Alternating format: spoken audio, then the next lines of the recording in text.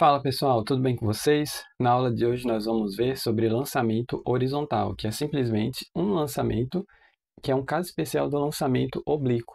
Então, se vocês não viram a nossa aula sobre lançamento oblíquo, clica aqui no card que vai aparecer aqui em cima, tá bom? Para vocês serem redirecionados para lá.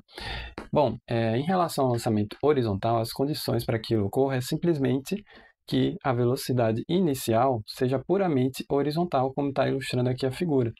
Então, verticalmente, nós não vamos ter inicialmente uma velocidade ou para cima ou para baixo. A velocidade vertical inicial vai ser nula.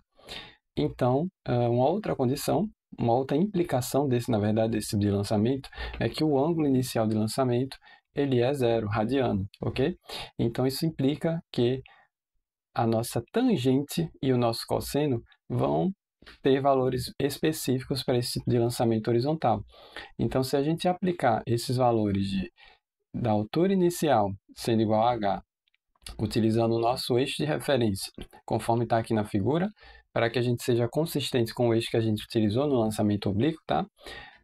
Nós vamos ter que simplesmente a altura inicial vai ser igual à própria altura h com que ele está em relação ao solo. E o ângulo inicial do lançamento vai ser igual a 0 radianos. Então, se a gente substituir na equação do lançamento oblíquo, nós vamos ter o seguinte: a tangente aqui vai ser zero, porque o seno de zero ele é zero, apesar do cosseno ele ser 1, então vai ser 0 sobre 1, que é zero. Então, esse termo aqui é eliminado da equação, e esse termo aqui se reduz a simplesmente, esse termo do denominador, mais especificamente, se reduz a simplesmente 2 vezes zero ao quadrado. Então, a nossa equação final do lançamento horizontal é simplesmente y igual a h menos g vezes a variação de posição ao quadrado dividido por 2 vezes zero ao quadrado. E para que a gente saiba qual é o alcance que esse objeto tem, basta que a gente substitua o valor final de h, que é quando o nosso objeto ele alcança o solo. Então, a altura vai ser zero, de acordo com o nosso referencial adotado aqui. Então, fazendo essa substituição nessa equação aqui, que nós acabamos de determinar, e sabendo que essa variação de posição é simplesmente o próprio alcance horizontal, tá? A gente tem que o alcance é igual à velocidade inicial, que é puramente horizontal, vezes a raiz quadrada de 2h sobre g. Então, em relação a essas equações, o que eu sugiro é que vocês, pelo menos, tenham em mente essa equação inicial aqui do lançamento oblíquo, tá? Mesmo que vocês não tenham essa equação inicial em mente, vocês precisam, pelo menos, entender como é que essa equação é deduzida, que é simplesmente uma composição de lançamento horizontal e lançamento vertical, beleza? Então, para que a gente fixe o que a gente acabou de ver, vamos aplicar a um exemplo que eu coloquei aqui na tela para vocês. Então, uma pessoa decide mergulhar saltando de uma altura de 9 metros. Qual a velocidade mínima que essa pessoa deve ter para evitar a região sobressalente de 1,8 metros a nível da água? Então, adote g, a aceleração da gravidade, 10 metros por segundo ao quadrado.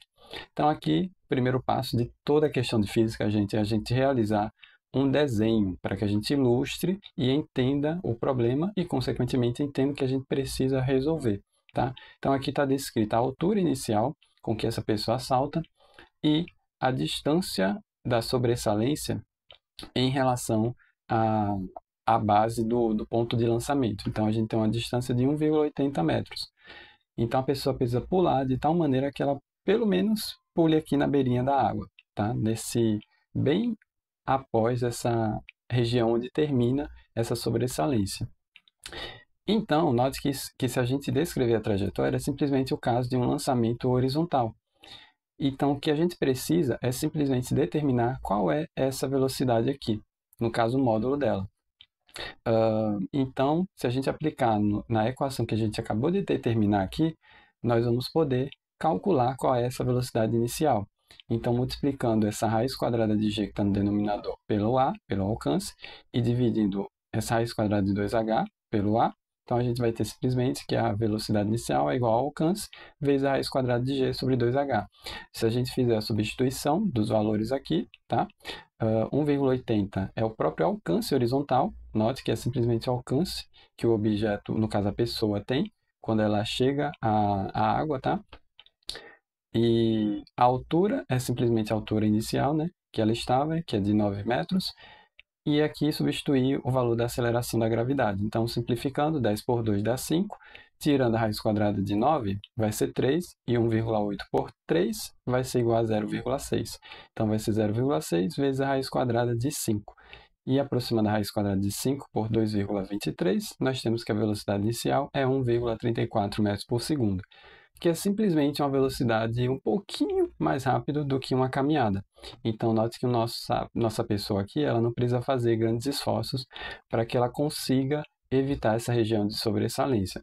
Então, vou deixar uma pergunta para vocês refletirem. O que aconteceria se essa altura aqui fosse 4 metros, por exemplo? Se vocês acham que a velocidade tinha que ser maior ou menor? Então, deixo a pergunta para vocês responderem aí nos comentários. E a gente se vê na próxima aula, tá bom, gente? Fiquem com a mensagem da aula de hoje e um forte abraço para vocês. Até mais e bons estudos!